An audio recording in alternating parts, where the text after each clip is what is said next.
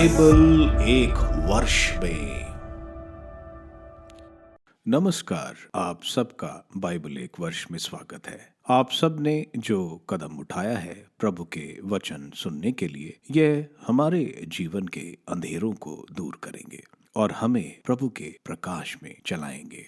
आज हम गणना ग्रंथ का अध्याय 10 से 12 और स्रोत ग्रंथ का 86वां स्रोत सुनेंगे। प्रभु का वचन सुनने से पहले आइए हम ईश्वर से प्रार्थना करें। हे प्रभु, हम आपका वचन सुनने वाले हैं। हमारे मन की आंखें खोलें और हमें आध्यात्मिक प्रज्ञा दें ताकि हम आपको जान सकें और आपके वचन के अनुसार अपना जीवन जिए। यह हम मांगते हैं आपसे प्रभु यीशु के नाम, आमीन। गणना ग्रंथ अध्याय 10। तुरहियों द्वारा विभिन्न प्रकार के संकेत। प्रभु ने मूसा से कहा, 2 तुरहियां बनवाओ, तुम उन्हें चांदी से गढ़वाओ, उनमें लोगों को बुलाने और शिविर उठाने की सूचना देने का काम लो। जब दोनों बजाई जाएंगी तो सारा समुदाय तुम्हारे पास दर्शन कक्ष के द्वार पर एकत्रित हो जाएगा। जब केवल एक ही तुरही बजाई जाएगी तब तुम्हारे पास नेतागण, इजरायली वंशों के मुखिया एकत्रित हो जाएंगे। जब उससे देर तक जोरों की आवाज हो तब पूर्व दिशा के पहाड़ प्रस्थान करेंगे। जब दूसरी बार जोरों से देर तक आवाज हो तब दक्षिण के पड़ाव प्रस्थान करेंगे। जब प्रस्थान करना हो तो देर तक जोरों की आवाज में उन्हें बजाया जाए, और जब समुदाय को एकत्रित करना हो तो देर तक जोर से बजवाकर सामान्य रूप से बजवाओ। हारून के याजक पुत्रों, तुरही बजाएं, यह तुम्हारी पीढ़ियों के लिए चिरस्थायी आदेश है। जब अपने देश में तुमको सताने वाले शत्रु के विरुद्ध लड़ाई करनी पड़े तब लगातार जोर से तुरही बजाओ। इससे प्रभु तुम्हारे ईश्वर को तुम्हारा स्मरण हो जाएगा और तुम अपने शत्रुओं के हाथों से सुरक्षित रहोगे। अपने आनंद के दिनों, अपने उत्सवों, अमावस की होम बलियों और शांति बलियों के अवसर पर तुरही बजवाओ। ये प्रभु को तुम्हारा स्मरण कराएगी। मैं प्रभु तुम्हारा ईश्वर हूँ। प्रस्थान का कम्र। दूसरे वर्ष के दूसरे महीने के 20वें दिन बादल विधान की मंजूषा के निवास से ऊपर उठा। तब इजरायली लोग भी सिनाई के उजाड़ खंड से शिविर उठाते हुए आगे की ओर बढ़े। बादल पारान नामक उजाड़ खंड में रुक गया। यह पहला अवसर था कि प्रभु के द्वारा मूसा को दी गई आज्ञा के अनुसार प्रस्थान किया गया। सबसे पहले यूदा कुल के लोगों ने अपने दलों के अनुसार अपने झंडे के साथ प्रस्थान किया। उनके समुदाय का नेता अमीनादाब का पुत्र नहशोन था। सुआर का पुत्र नताएल इसकार कुल वालों का नेता था। हेलोन का पुत्र एलियाब जुबिलोन कुल वालों का नेतृत्व कर रहा था। तब निवास का शिविर उठाया गया और गेरशीनों और मरारी लोगों ने प्रस्थान किया जो निवास का परिवहन करते थे। फिर रूबन कुल के लोगों ने अपने दलों के अनुसार अपने झंडे के साथ प्रस्थान किया। उनके समुदाय का नेता शदेऔर का पुत्र एलिसूर था। सुदेश का पुत्र शुलुमेल सिमेओन कुल का नेता था। दारुएल का पुत्र एलसाफ गाद कुल वालों के समुदाय का नेता था। इसके बाद कहातियों ने प्रस्थान किया जो पवित्र वस्तुएं ढोया करते थे। इनके पहुंचने के पहले ही निवास का शिविर तान दिया गया था। इसके बाद एफ्रम कुल के लोग ने अपने झंडे के साथ अपने दलों के अनुसार प्रस्थान किया। अमीहूद का पुत्र एल शामा उनके समुदाय का नेता था। पदहूर का पुत्र गमीएल मनासे कुल का नेतृत्व कर रहा था। गिदोनी का पुत्र अबीदान बेन्यामीन कुल वालों के समुदाय का नेता था। अंत में दान कुल के लोगों ने अपने झंडे के साथ अपने दलों के अनुसार प्रस्थान किया। अमीशेश का पुत्र अहिलैजर उनके समुदाय का नेता था।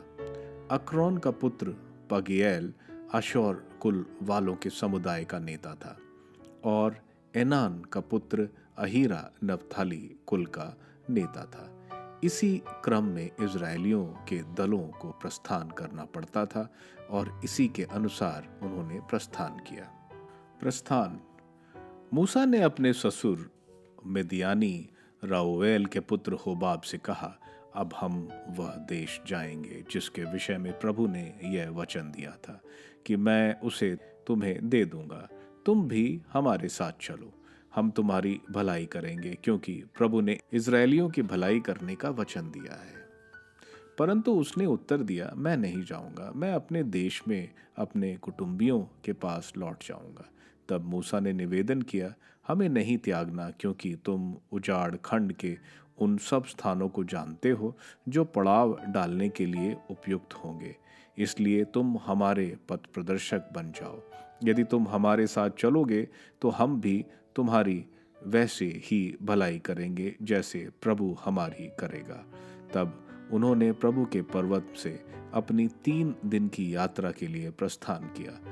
3 दिन की इस यात्रा में प्रभु के विधान की मंजूषा उनके आगे चलती रही, जिससे उसके माध्यम से ठहरने के स्थान का पता चले। जब वे अपना शिविर उठाते तब दिन में प्रभु का बादल उनके ऊपर छाया रहता। जब मंजूषा आगे बढ़ने लगती तब मूसा कहता, प्रभु उठ खड़ा हो जा, जिससे तेरे शत्रु तितर बितर हो जाएं और तेरे विरोधी तेरे सामने से भाग जाएं। और जब वह ठहर जाती तब वह कहता, प्रभु इन लाखों इजरायलियों के पास लौट आ। गणना ग्रंथ अध्याय 11। लोगों में स्वादिष्ट भोजन का लालच। लोग अपने कष्टों के कारण प्रभु के विरुद्ध भुनभुनाने लगे। इससे प्रभु का कोप भड़क उठा। प्रभु की अग्नि उनके बीच प्रज्वलित हुई और उसने शिविर का एक कोना जला दिया। लोगों ने मूसा को सहायता के लिए पुकारा। मूसा ने प्रभु से प्रार्थना की और अग्नि बुझ गई।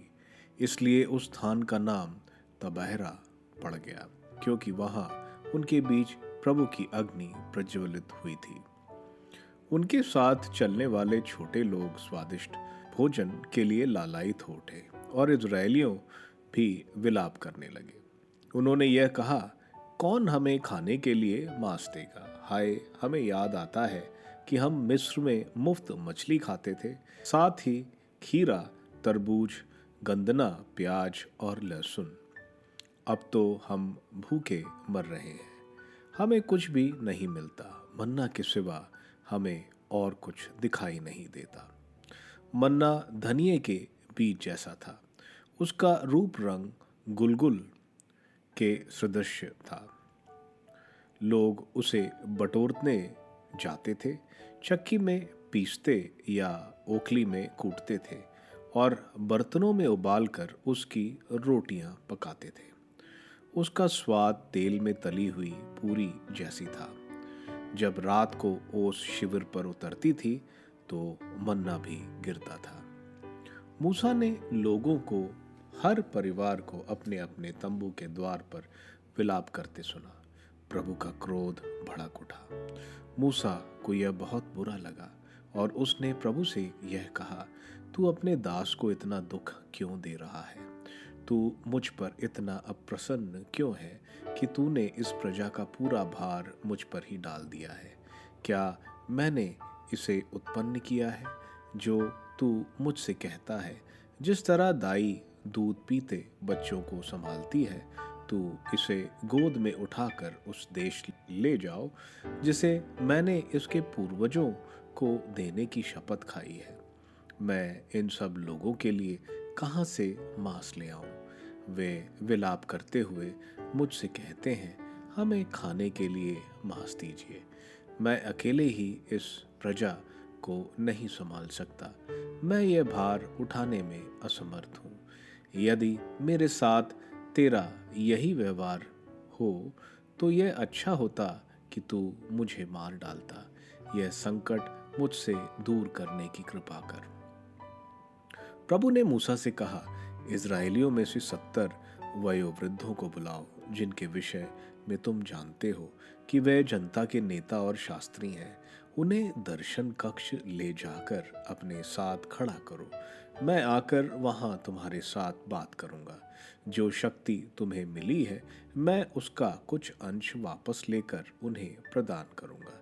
इस तरह वे तुम्हारे साथ इस जाति का भार संभालेंगे और तुम्हें इसे अकेले ही नहीं उठाना पड़ेगा। लोगों से यह भी कहो कि कल के लिए तुम अपने को पवित्र करो, क्योंकि तुम्हें मांस खाने को मिलेगा।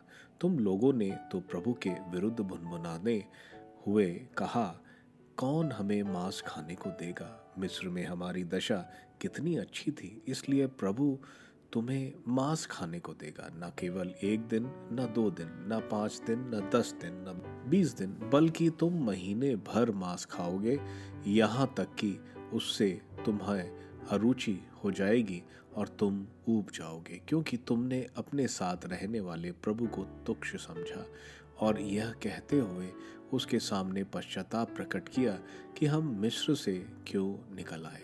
मूसा ने कहा, ये लोग जिनके साथ मैं हूँ 6 लाख पैदल सैनिक हैं, तो भी तू कह रहा है कि मैं उनके लिए इतना मांस जुटा दूंगा कि वह महीने भर खाएंगे।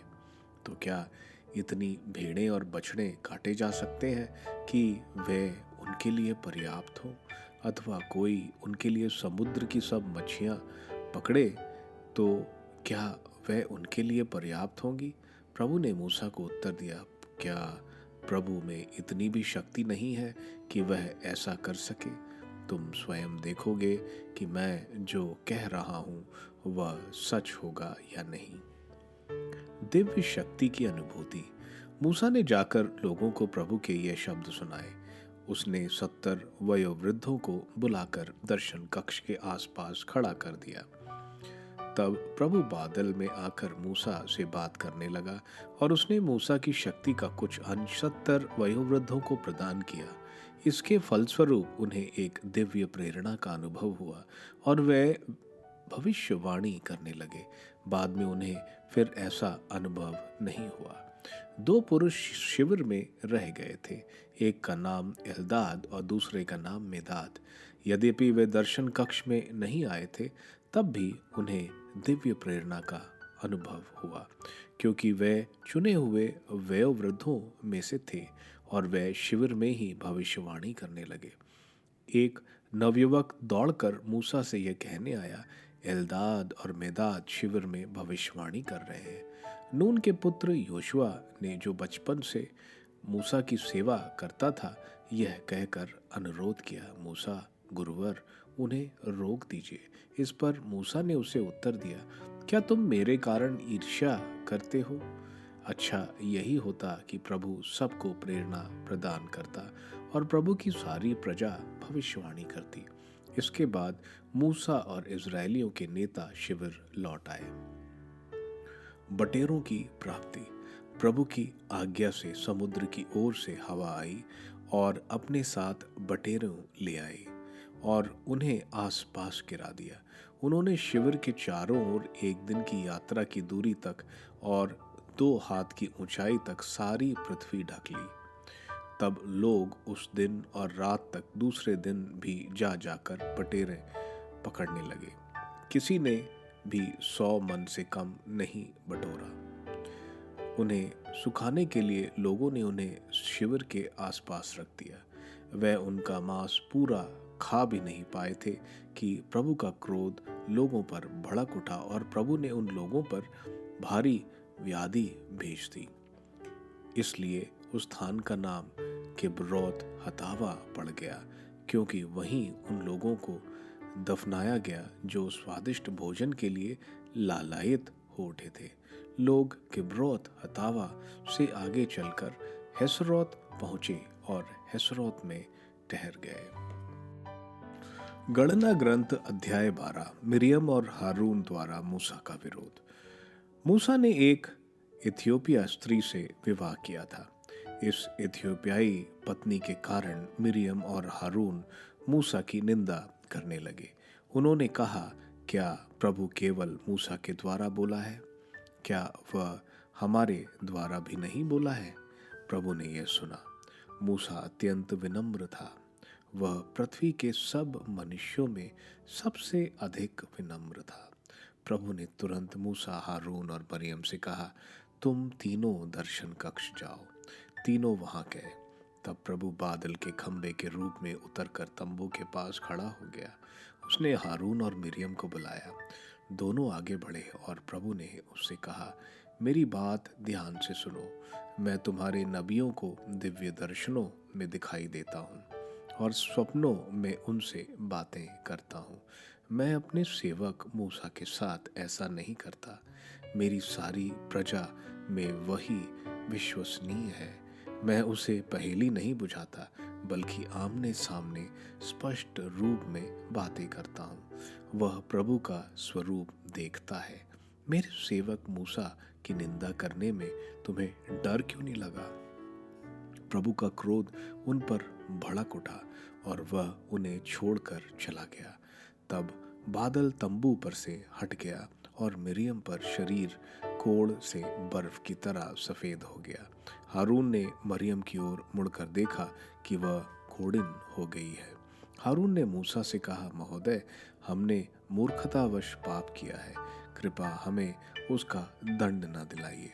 मरियम की उस मृतजात शिशु के सदृश न रहने दें, जिसका शरीर जन्म के समय आधा गला हुआ है। मूसा ने यह कहते हुए प्रभु से प्रार्थना की, ईश्वर, इसका रोग दूर करने की कृपा कर। प्रभु ने मूसा को उत्तर दिया, यदि उसके पिता ने उसके मुंह पर थूक दिया हो तो क्या 7 दिन तक उसे मुंह नहीं छुपाना चाहिए? इस प्रकार उसे भी 7 दिन के लिए शिविर के बाहर कर दिया जाए। इसके बाद वह फिर आ सकेगी। तब मरियम को 7 दिन तक शिविर के बाहर रहना पड़ा और जब तक मरियम वापस नहीं लाई गई तब तक लोग हेस्रोत से प्रस्थान कर परान के उजाड़ खंड में अपने तंबू डाले रहे। स्रोत ग्रंथ स्रोत 86। विपत्ति में प्रार्थना। एक विनय दाऊद का। प्रभु, मेरी प्रार्थना सुन, मुझे उत्तर दे। मैं दरिद्र और निसहाय हूँ। मेरी रक्षा कर, मैं तेरा भक्त हूँ। तुझ पर भरोसा है, अपने दास का उद्धार कर। प्रभु, तू ही मेरा ईश्वर है। मुझ पर दया कर, मैं दिन भर तुझे पुकारता हूँ।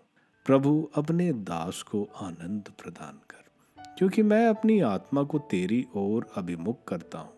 प्रभु, तू भला है, दयालु है और अपने पुकारने वालों के लिए प्रेम है। प्रभु, मेरी प्रार्थना सुनने और मेरी दुहाई पर ध्यान देने की कृपा कर। मैं संकट के दिन तुझे पुकारता हूँ, क्योंकि तू मुझे उत्तर देता है। प्रभु, देवताओं में तेरे सदृश कोई नहीं। तेरे कार्य अतुलनीय है। प्रभु, तूने राष्ट्रों का निर्माण किया।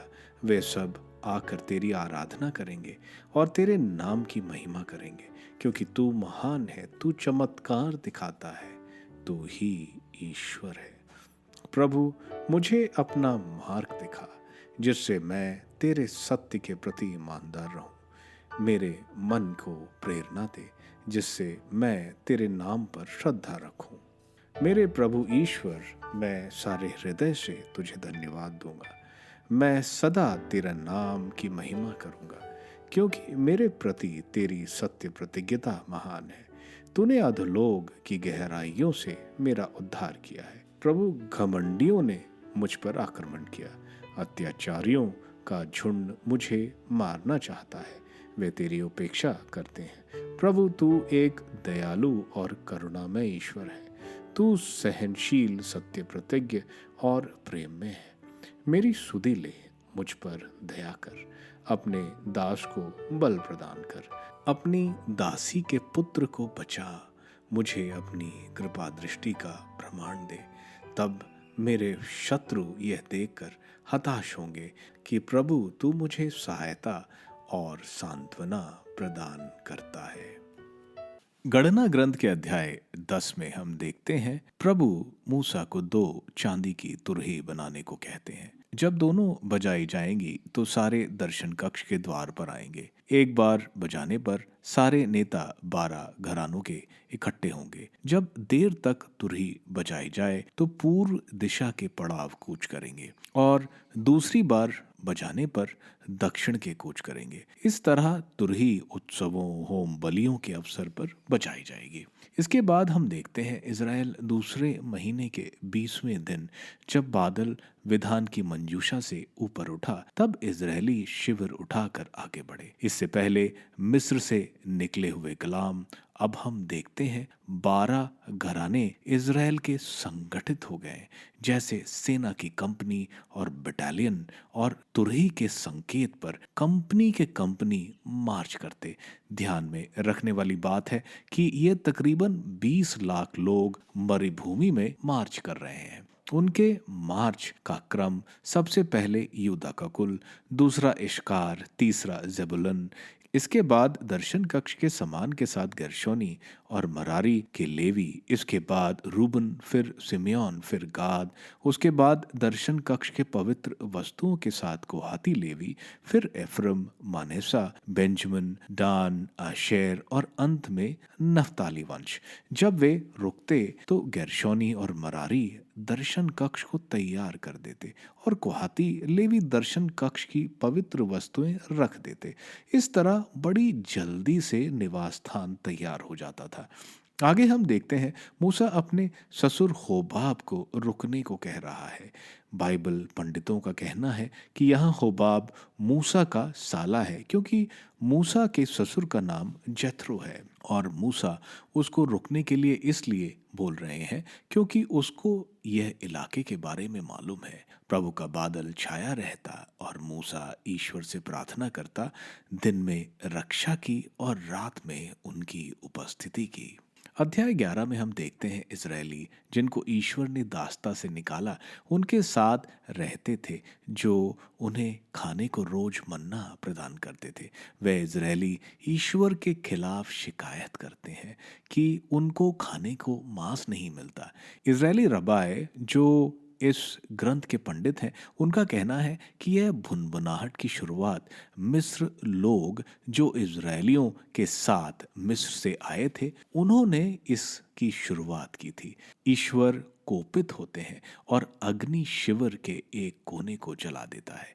उनको अपने मिस्र के दिन याद आए जहां वे मछली, खीरा, तरबूज, प्याज, लहसुन आदि खाते थे। मूसा प्रभु से कहते हैं कि मैं इन लोगों का भार नहीं संभाल सकता। इनकी शिकायतों से मूसा थक गए थे। वो प्रभु को बोलते हैं कि अच्छा होगा कि मूसा को मार दिया जाए। प्रभु मूसा को बोलते हैं 70 वयोवृद्ध को दर्शन कक्ष पर बुलाओ, और ईश्वर मूसा के ऊपर के पवित्र आत्मा की कुछ शक्ति उन 70 लोगों में भी डाल देते हैं ताकि इज़राइल का भार बांटा जाए। हम देखते हैं जिन पर यह शक्ति आती है वह एक दिव्य प्रेरणा का अनुभव करते हैं। इसमें दो तो भविष्यवाणियां भी करते हैं। आगे ईश्वर बोलते हैं कि इजरायलियों को महीने भर मांस खिलाया जाएगा, इतना कि उनकी मांस खाने में अरुचि हो जाएगी। मूसा प्रभु से पूछते हैं क्या ये 20 से 30 लाख को खाने के लिए मांस मरुभूमि में कहाँ से आएगा? ईश्वर बोलते हैं क्या प्रभु में इतनी भी शक्ति नहीं? इसके बाद ईश्वर की आज्ञा द्वारा समुद्र में हवा आई और शिविर के चारों ओर बटेर गिर पड़े। लोगों ने उसको बटोरा। हर दिन मन्ना 1 हुमार इकट्ठा किया जाता है, लेकिन बटेर इन्होंने 10 हुमार इकट्ठा किया। प्रभु का क्रोध उमड़ा और वहां एक महामारी फैली जिन लोगों ने ईश्वर के खिलाफ शिकायत की थी। इसके बाद वे हेसरोत की तरफ चल पड़े। यह हम नया विधान का फिलिपियों के नाम संत पौलुस के पत्र अध्याय 3 वचन 19 में देखते हैं। उनका सर्वनाश निश्चित है। वे भोजन को अपना ईश्वर बना लेते और ऐसी बातों पर गर्व करते हैं जिस पर लज्जा करनी चाहिए। उनका मन संसार की चीजों में लगा है। जिनका मन इन चीजों में लगा है उनका अंत हमने अभी देखा। अध्याय 12 में हम देखते हैं मरियम और हारून मूसा की आलोचना करते हैं क्योंकि उसने एक इथियोपियाई स्त्री से विवाह किया। मुद्दा यह नहीं था, मुद्दा मूसा के खिलाफ ईर्ष्या का था। यहाँ हम देखते हैं हारून का नाम पहले नहीं बोला गया, मरियम का, फिर हारून। इसका तात्पर्य यह है कि मरियम ने इस निंदा की शुरुआत की। आगे हम देखते हैं उसी को सजा भी मिलती है ईश्वर द्वारा। यह सब सुनने पर भी मूसा कुछ नहीं बोलता, क्योंकि वह बहुत विनम्र थे। ईश्वर यह बात सुनकर इन भाइयों और बहनों को दर्शन कक्ष में बुलाते हैं। ईश्वर ने मरियम और हारून को बताया कि मूसा ईश्वर का खास है, वही पूरी प्रजा में विश्वसनीय है और ईश्वर मूसा के साथ आमने सामने बात करते जैसा किसी नबी के साथ भी नहीं किया जाता। फिर उन दोनों ने मूसा की निंदा क्यों की? इसके बाद हम देखते हैं मरियम को कोढ़ जो बर्फ की तरह सफेद था, यह शायद उसकी सजा थी, क्योंकि इथियोपियाई मूसा की पत्नी श्वेत रंग की थी। इसकी सजा सफेद कोढ़ से मरियम को दिया गया। यहाँ हम देखते हैं हारून जो मूसा का बड़ा भाई मूसा को महोदय करके पुकारता है और दंड से बचाने को कहता है। मूसा तुरंत ईश्वर से याचना करता है कि मरियम का रोग दूर कर दिया जाए। ईश्वर मान जाते हैं, लेकिन कहते हैं कि इसको शिविर के बाहर 7 दिन रहने दो। शायद ये पाप का प्रायश्चित था। जब मरियम वापस आई, फिर ये लोग हेस्रोत से पारान के उजाड़ खंड में अपना डेरा उन्होंने डाला। आज हमने स्रोत 86 सुना। यह दाऊद का स्रोत है। दाऊद इस स्रोत में विपत्ति के समय प्रार्थना कर रहा है। वह अपने आप को निसहाय और दरिद्र समझ रहा है। दरिद्र पैसे की कमी से नहीं, दरिद्र आत्मिक खोखलापन की वजह से।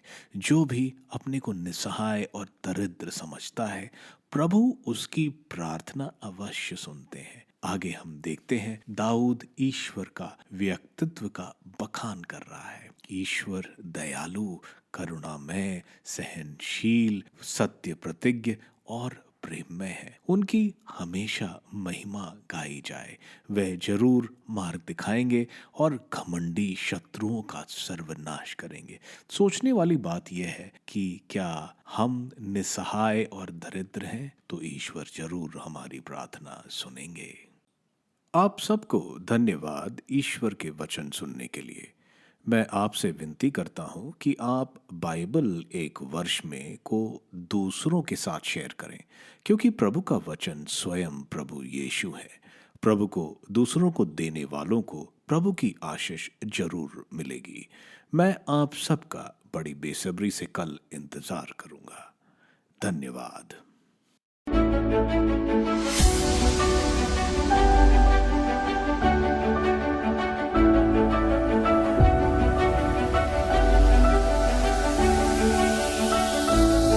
बाइबल एक वर्ष में